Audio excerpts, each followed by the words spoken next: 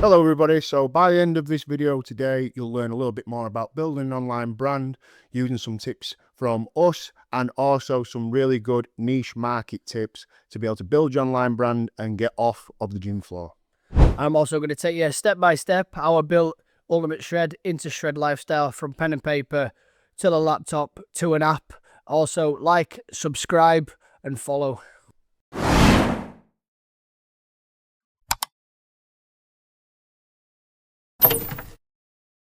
Hello everybody, I'm Callum. I'm Ryan. And welcome to the PT Launch Lab episode 6. So you've actually done 2 podcasts this week. Yeah, so little run in. So I did the No Bones Fight Talk podcast last night. Anybody who wants to watch that, I'll be out in the next couple of weeks. So again, I'm going through all my sort of past history in the fighting, right from school, to be honest. It was kind of like a James English start. You know, like he likes to talk to everybody about where it all began right from school. Not that I could remember out from that, but so I went from school right through from my fight career and led into the PT Launch Lab and the Ultimate Shred Academy as well. So everything from the gym to starting the podcast. That's So awesome. busy. And you're pretty much well into your fight prep now as well.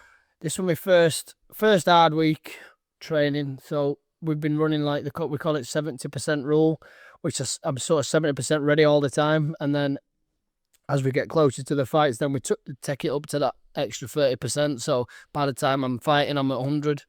So I've got Neil killed me this week, put me through it. My legs and back is so sore this week. I'm training again in Leeds today at Golden Team as well. So week's been good. I'm enjoying it. Weight's dropping off. I've just weighed myself before the podcast. Weight's coming down nice. If I keep going like this, I'll be perfect for my weight. Full of energy as well.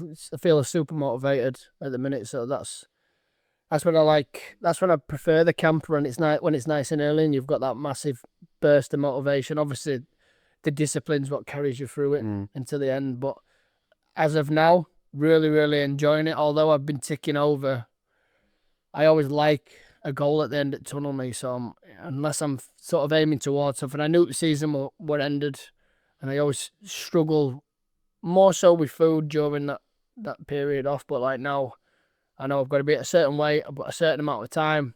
I knew this were the green flag to go, and then I can see finish line now, and hopefully get what I want during that tournament. So do you think, obviously, because training's ramped up and you've got that date coming, does it ever leak into your business life? Do you ever find that business gets harder as a PT, especially when you've got stuff going on the outside? You find it hard to maintain, or do you find just because of the nature of it, it stays the same? Yeah, well, listen, like I went over this with podcasts yesterday. Everything from home life to work, and it like gets interrupted with my training. That's the only downside. That being said, that makes me like who I am. So without all of that, I don't think it brings as many eyes. So obviously, I've made my full PT career really from being a fighter. So then people have come to me for the pads, for the knowledge, for the experience. So without that, it doesn't really go together. So it goes hand in hand with it, but it also,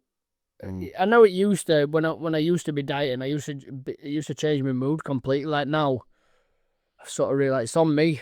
I'm the one deciding to do it. Like no one's making me do it. No one's got a gun to me. I'd say no, you need to fight now. I don't need to do it anymore, but I do it because I love it now. So it's a lot different mindset going into it now. Before I felt like it was not forced. I did want to do it, but it's not everything to me outside of work and family. So I'm just doing it now purely because I enjoy it. I've got boxes I need to tick, and I feel like the only thing I haven't achieved is getting to that pro level, even though I've done it for so many years. So I'm enjoying it. It's good. It's good to be back in that mindset from when I was younger and stuff as well. So yeah, I suppose for you now, because you've been doing it for that long, you understand the process as much as anybody. So I suppose because you're teaching other boxers, they get to see what you're like during this stage. Yep. So it's a learning experience for them as well. And I think looking at some of the fighters, like how they can even be towards the coach when they get near fights, and they're really standoffish or one-word answers and really blank weird. And these are people who you're supposed to be like, you're giving all your time to free time, knowledge, going out your way, making sure you can corner them on that day. And sometimes you get a bit of blank response, which is a bit It's a bit shit, really. You know what I mean? So I always try and be the opposite of that. I want all my coaches to feel more recognised than ever as I get closer. I get closer to them. I speak more to them. Whereas a lot of my lads still do it now. It's not a dig at anybody, and I know they've got their own battles going on, and they're super like hyper focused on the goal head. But you still need to give that respect and to the people who are helping you get there. Do you know what I mean? So yeah, and I suppose it can translate quite well to dealing with clients as well, because I think always a good topic that I say is when you've had a bad day as a trainer, you've got to almost get rid of that emotion before you go and train your clients, because unfortunately you've got to be the motivated one. And I think as well, and if you get to know your clients well enough, I mean, my clients know me back to front, and they can tell if I've had a crap night's sleep or if I've had a bad day, and we just laugh about it. But I think as a professional standard, you really need to have that film where you could walk into a session. I've seen it before. With I used to work with someone. Again, I've never mentioned anyone's names, and I've had my bad bits as well. Like, but I know they've been going through prep for bodybuilding. Clients come in. How are you feeling today? I'm on 50 gram of carbs. Like, I didn't ask you that. Do you know what I mean? Like, and it starts becoming about them, and then all their energy is almost like they're putting the client on the back foot. They're like, oh, well, I'm not going to give you much energy today because I'm on prep, so you're going to get this rubbish session. Like, it's not about you. That's what I was saying yesterday, is that people get lost in that whether they're selling plans and it's a picture of themselves. Like, I've been there. I've done it. I've done this photo shoots with T-shirts off and putting your price list aside. Oh, yeah, it's all good and well, but the thing is, it's what can you do for them? Yeah, it's not about 100% about them. It's nothing even to do with you. Yeah. People appreciate your passion, your drive, your motivation, your discipline towards your own area. But how can you help them? Yeah, how can you help Karen, 35, get in best shape of her life? Yeah, or change her mental health, or build some healthy habits, or give her some education in nutrition? Like, that's what you can't get misled from. People come to you because they probably do love the story, they love what you've done, they can see that you're knowledgeable, but you're not the main character all the way through. So they're living their own main character in their life.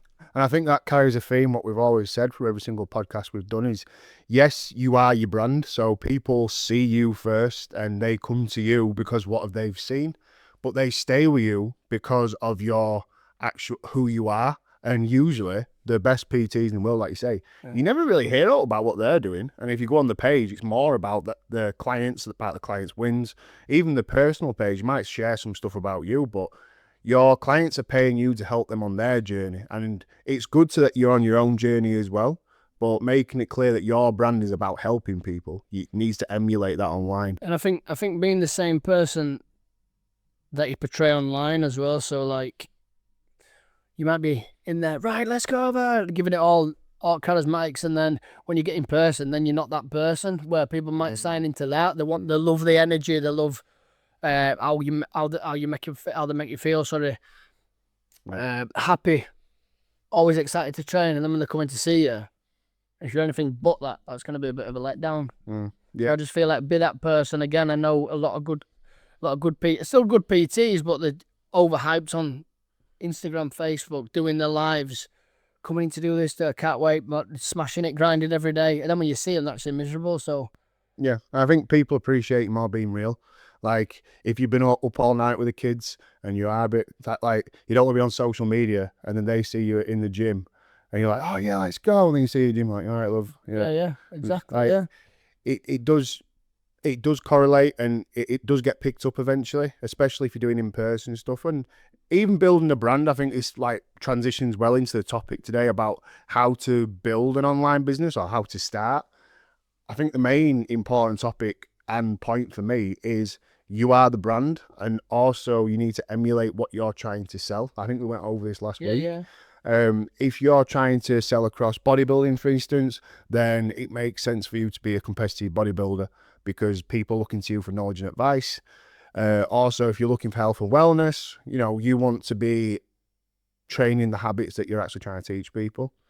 But I think we're building online business. I mean, obviously, you are a really good placeholder for this because you've been through the trials and tribulations of building online business. So how did it start originally? Right, so mine started. Can you remember Biggest Loser? You ever watched that, the USA show, Biggest Loser? Yeah, I think you had red team, blue team. You had a man and a woman, which I didn't actually pick up on at the time why they did that. So I didn't realise men and women lost weight at different times. Right? I know, crazy. I didn't know this, right? So when the idea came from that, so I did a weight loss competition. I got 10 people, £30 a sign up, and you won £300, which means I made zero, right? But the catch was, this was when I was trying to build clients. So the catch was that you had to do 3 compulsory PT sessions in that time. So all them 10 had to do 3 sessions. So in that time, I had at least 90 PTs there. And this is going from a stage where I had barely any PTs. Sorry. To having then 90 over this 4-week period. So only 1 week where I won't be busy, or I'd do a deal over the 4 weeks or 5 weeks. Can't remember if I did 5 weeks at the start, where you might get a slight discount on sessions, but you could train every week. And all of a sudden, my diary was rammed, and that was the main objective. Found out pretty quick that men lose weight quicker. I was like I said, I was only young at this point. Like, I was very naive to it all. I didn't expect it to go down any path that it has now. I never expected to go online. I just wanted more PT floor clients. That's it. From there, it doubled in size. I had in the 30s for the next one. Then I had 60s. Then I had 80s. I changed it to body fat percentage quite quick, realising obviously that the males were winning it. So I changed it to body fat measurements. I brought someone else in as a business partner in the end to do body fat caliper measurements, but the business was already thriving anyway. We did that for the next few years. I had lines coming out from any gym I did it in. There were a queue all the way through. You'd come in, you got your front, your side, and your back profile photo. You got weighed. All of these accumulated to a certain score. At the end of the 4 weeks, you'd come in, the one with the biggest difference won the cash prize, and that's how we used to run it. Everything was pen and paper. I used to write a status on Facebook saying, "Who wants to do the next Ultimate Shred?" Everyone who liked it, I'd personal message them. And at the time, it was the biggest thing in the area. No one had even ever done any of this. Like, I honestly believe I was the first in the country to do the diets that were short, the short explosive fat loss programs. So it was the only thing like that. It was very original at the time. Everyone wanted to do it. It went everywhere. Like, I'd say local. Like, from what it went to in the end, I know people were wearing hoodies and stuff in Hull at one point, like Ultimate Shred hoodies and stuff. Yeah, so it spread fast. That was really good. And then when we went into lockdown, made a weird decision. I didn't tell the business partner. I didn't tell the guy who were operating his website at the time, and I made the worst poster ever. Actually, my first ever poster was pretty bad as well. I think it was an apple, 2 apples with a tape measure around it, and it just says weight loss comp. No, it. I made it. I mean, also a point. PowerPoint had a star, and it had £30 per person, and then 300 prize money, 2 stars, 2 apples, and a tape measure, like on PowerPoint, like you'd done in years. Everybody's first poster or graphic is always absolutely dire. But at least yours was to the point. I mean, I've still got it somewhere. It's classic, right? I'll have to get it up. It's on my Facebook, so... Yeah, what he's going to do is going to find it. You'll be able to find it on this video here, one of the corners. And it's worse than what I'm making out. However bad I'm making it out now, it's worse than that. So, from that anyway, so I've had one of my crazy moments again, impulsive thoughts. I thought, I'm going to try to put it online. This would literally start... I'm not impulsive. This was the start of lockdown. So, January 2020, I got the first gym at A1 Football Factory. February, I moved into my first house. March, we went into lockdown. April, my daughter was born. May, I started the online business, right? I know.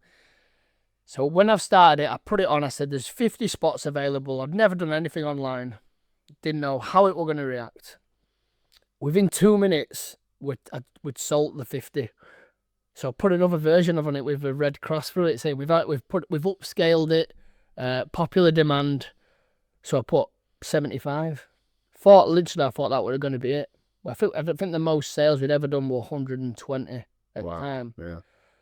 Went to bed, woke up in the morning, we'd sold over 1,000 worldwide. So this is not like even something I can teach you. This is, sometimes it was just the timing, the lockdown. I was the first on it. I was the first to think of the idea. I already had some form of database in there, so I already had a website. The website wasn't actually ready for it, which took a step back. And people from Australia, Dubai, Canada, America, anywhere you can name it. I think someone won it from Switzerland. Wow. Yeah. Yeah. And we had a map of all the sign-ups, and it was just like literally covered everywhere. There was at least someone from nearly every country. It were just unbelievable. And that happened for over 6 months. Every 7 weeks we're doing that. 1,000 sign-ups a time. Wow. And did you find that when it blew up the way it did, you were almost under a lot of pressure because you've never dealt with it on that scale? 100%. I'd never really spoke in front of a camera, so at the time, everybody who was a member obviously started the gym January 2020, lockdown March 2020. So I actually lent a lot of kit out to people to use at home, which I didn't even get back, and then never seen them members again. So yeah, thank you for that if you're that pricks. But yeah, no. I know who you are. Yeah. On a serious note though, so then I had all the guys who were running classes at the time, all the other PTs. We took it in turns to create a membership group, and we had all doing one live class a day. So everyone were in the living room, and none of us could speak to the camera. And then all of a sudden, we've got this worldwide one. We had different time scales, obviously, to put into it. It was just super difficult at the beginning. We're not even, like I said, we'd not spoken to camera properly. We're doing all the classes online. Everything was so raw, so surprising that we kept it going for the 6 month then. And then I got a greedy business partner. I'll not go into that. He wanted the full business to himself. I had to sort of restart again. It split the audience, split the vibe, put a lot of water under the bridge. Everything happens for a reason. He's doing fine now. I'm happy for him now. And I'm doing my own thing. Yeah. I'm building up. Everything that could have gone right now has led to this point. So I'm thankful for everything, really. I've seen it from, like I said, I used to sit pen and paper. I used to write diets on me.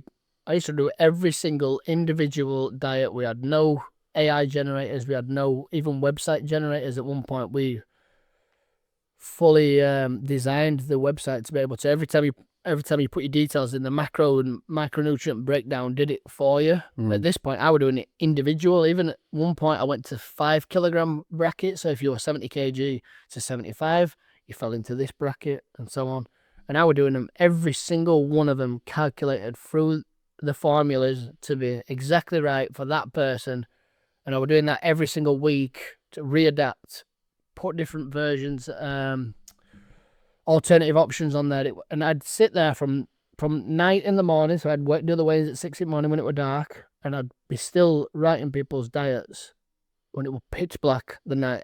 On the same night, I'd do the full day, 6 in the morning till 12 at night, so make sure everyone had the diet plan on that next day. Yeah. I've gone from that to, obviously, AI generated stuff now where technology does it for me. So I've gone from bottom of barrel doing that to having all full self-sufficient stuff that runs nice and smooth. I think it's beneficial though, because this is why AI works for a lot of people so well. And I think you made a really good point. It's because you've done it manually before. So you're just programming that AI to replicate what you've done. When you get someone who's fresh, so if I was a brand new PT and I went on to ChatGPT or any other AI services, right, build me a business plan, do it this way, do it that. It's not going to be personal to you. You need to formulate the idea and then bring it forward. And I think you make some really good points about building an online business. Like the surge was something you wasn't in control of, it wasn't planned. But the maintenance in keeping it going. So I think starting an online business is relatively easier than maintaining and growing an online business, because you've got 3 stages of growth. You've got the beginnings. So that's, building your name, building the social media, building the website, doing this. And then it's maintaining and scaling. So actually scaling a business is about the 80-20 rule. So 80% is all the mechanisms and the mechanics and the runnings and the admin and stuff like that, stuff that doesn't make you any money whatsoever. And then the 20% is the actual growth margin. So that's reaching out to people, your marketing, your cold emailing, or your content posting on social media, because that falls into that category as well. And I think a lot of the time it depends on the scale. If you're doing it solely as an online coach, so if you're just wanting to help people, it's a lot more manageable because you can only manage as much as one person can. So you're dealing with the people, you're the face of the business. If you're doing something like we're doing, where we're scaling for online fitness education, the best way to grow a business is build a team, and building a team of like-minded people and people who actually want to do well in the business, picking people that are not money orientated. Now, Careful who you trust. yeah, well, that's it, innit? Yeah. And obviously you've got more experience in that background than me. Yeah. But picking people who've got the same mindset and, again, not money orientated, because if you go into something purely for money, especially a online fitness business or whatever, again, we said this before, you're going to do very poorly, because if money's your main focus rather than actually helping the people that are going to be paying you, you're going to do very poorly. Yeah, and I think that's one thing. I'm not advising this or recommending this. I think what's separated me from everybody, I know people have got that switch off time. They've got a switch off time. I have got a switch off time now. I won't answer any messages after a certain time. That's my time, my family time. I'm very, very protective over that now. When you're younger, though, I feel like you have to put those hours in. If I was up at 1 a.m. for whatever reason and someone messaged me asking about their breakfast, I'd answer it 100%. No questions asked. I used to fall out with everyone around me because I was just glued. This was the time, like I said, social media went massive. I'd be glued to the chat to help people, and I've always been like that, building it, and I've just put so many unpaid hours in that people don't see. And you can't have a structure and a set routine when you're first getting going. You need to be ready to help someone on demand. And I think especially that's a really, really good point. Doesn't matter if you're online or in person, be the person that wants to help everybody. Yeah. So like when you're speaking to people, the language is all very relative. So if someone comes to you with a question, if someone comes to you and asks for the price, you don't just tell them the price, you explain the value of your service. So you can do it without any numbers, generally. Someone comes to me and says, how much are your PT sessions? Well, my PT sessions cover X, Y, and Z. I'm there for support. I'm making sure that you're happy. And also, we're making sure that each session is a building block to the next, etc., etc. So for that reason, I charge this. Sounds better than, well, I charge this. Yeah. But I can do your discount. I can do this. I can do that. And I think that correlates to online as well. Expand your value and actually care about the customers you're working with. I think that's going to make a massive difference. And I think, especially emulating off you're saying that you never went in front of a camera before and stuff like that. You just did it and figured it out along the way. I mean, same thing with this as well. Obviously, we never did a podcast before this. I think that's part of... And you just thought you learn as you go. I think that's just part of excitement. That's the thing. I spoke about it last time. I'd love the journey so much. I genuinely love everything about it. I love the idea that one of your ideas could take off and be the next big thing. I always think you're one day away from one idea that's going to change your life. So, and even if it never comes, I think the next day will be good. And I've always said that. I say it to my friends and family all the time, like, who ask him why I'm doing something new again, and I just love it. I honestly do it, and I enjoy this. Like been on the someone else's podcast yesterday. I love it. This don't get me any extra money. No. But I genuinely love it. I love being part of the industry. I love how many different roads it can lead you down. And I'm genuine. I'm genuine as well. So, like we've just been talking about, going back to the messages, that I do want to help. I do want to help people, and I think you have really got to be like that. Not too much structure, especially early on. Someone might be super interested in signing up to your plan, your program, your online business and brand, whatever it may be anyway. And you might be ignoring them because it's in your time, but they might have been ready to send and press that button to sign up. And you need to be ready. While you're building it up, every single one of them that's your client base. And that's what they're going to be telling their friends. As soon as you get that one person, let's use example, right? She could work in a salon, right? And you've got 10 other female hairdressers, right? Let's use this as an example. She comes in, you answer the back straight away. She comes in, she trains. Love that. I'm going to bring my mate in for some more group sessions. Right, you've got a group of 4 now, all right? And then each one of them wants PTs. All of a sudden, I've scaled their business over nothing just for being there on hand to be able to talk, to be able to help somebody. And you don't realise each time you do that opens another door, opens another window of opportunity to get more clients. So you really just need to be on the ball with it all the time. You can't be rough hanging on the weekends and I'll message everybody Monday. That client's gone. You need to be switched on. If you're really serious about growing a business quick, you've got to have your mind in the right place. When people message you, you can't be half-assed with it. Yeah. So that'd be my... Yeah, and offer value with it as well. So I think one of the healthiest things you can do, both as building a business and doing it online on social media, is offering value in your posts. Like, not every post that you're going to make is going to make you money. But the point is, if you offer value to the world and give your advice and your help, you're going to help somebody, and helping somebody is more important than making a single penny. And it will come. It usually comes in stages. Offer the value. Eventually someone's going to read that, enjoy that, get to know you a little bit, and then want to work with you. I've seen many online coaches use this really, really well.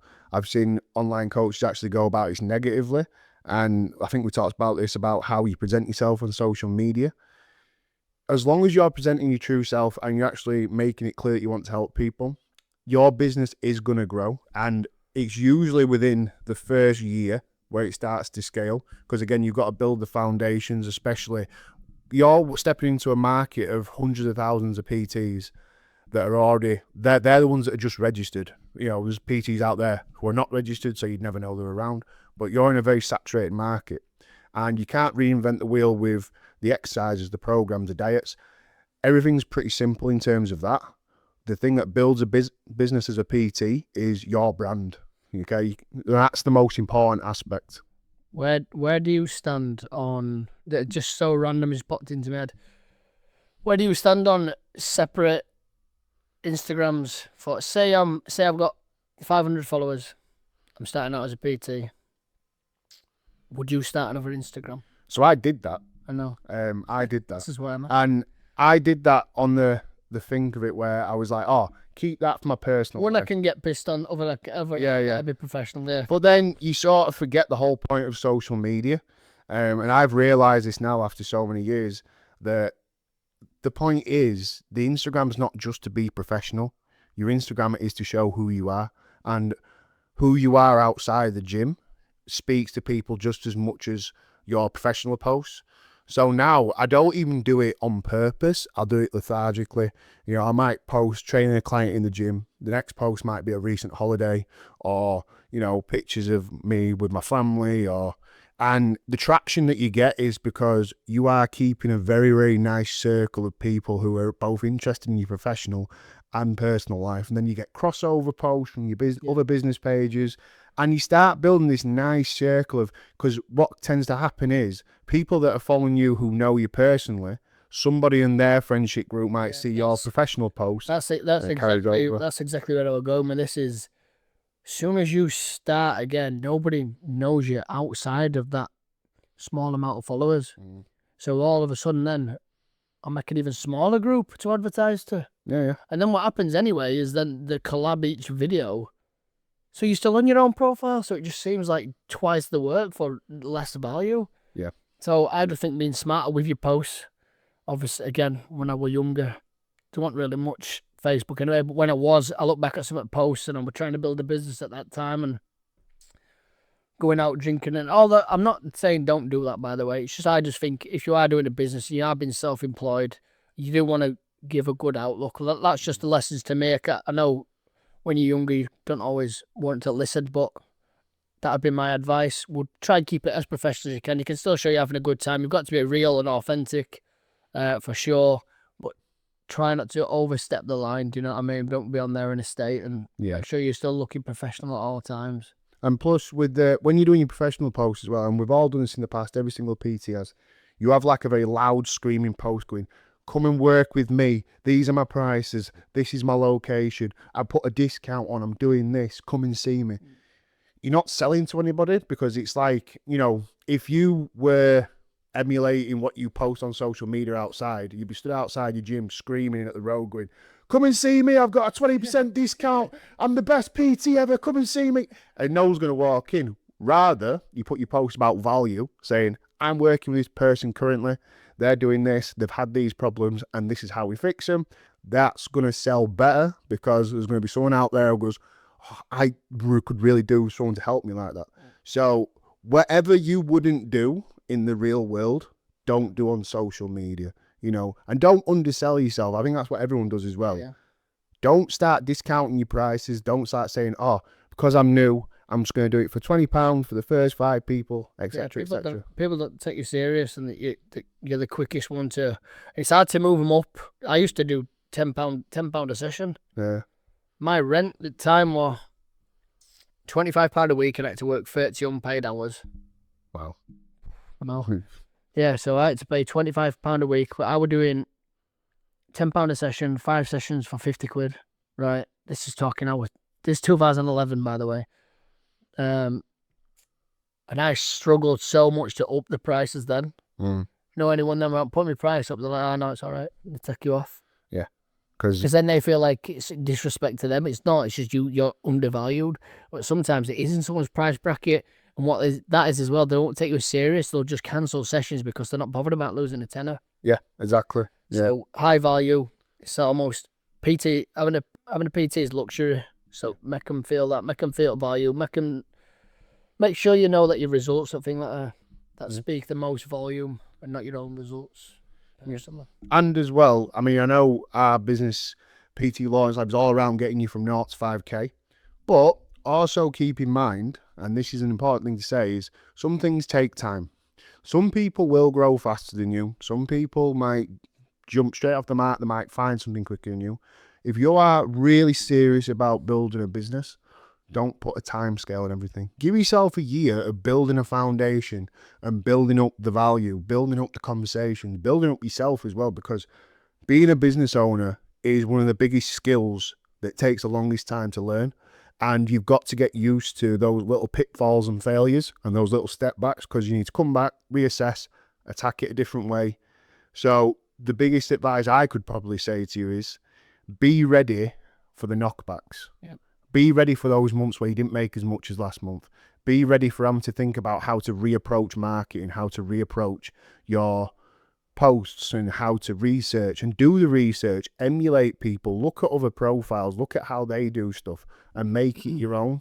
Don't copy and paste it, but also there's tricks and methods out there that you can't reinvent. There's no real new tactics.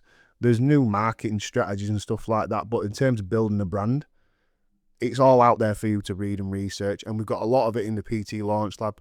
But yeah, building an online business takes time. And also it takes some failures. It takes a little bit of heart and determination. But if you really want something, you will achieve it. And I think that's a perfect way to wrap it up there, Cal. I think you said everything perfect there. Enjoy the journey. You don't know how long it's going to be until you hit that success mark. And even then, are you going to be happy? You're going to be chasing something else. You'll always be chasing the next success post. So just enjoy it. Keep looking out for every opportunity. Don't close any doors that might lead to bigger plans that you didn't expect. And that's it. Enjoy it. Enjoy it, guys. Thank you again. Like, subscribe, and we'll be back again for another podcast next week.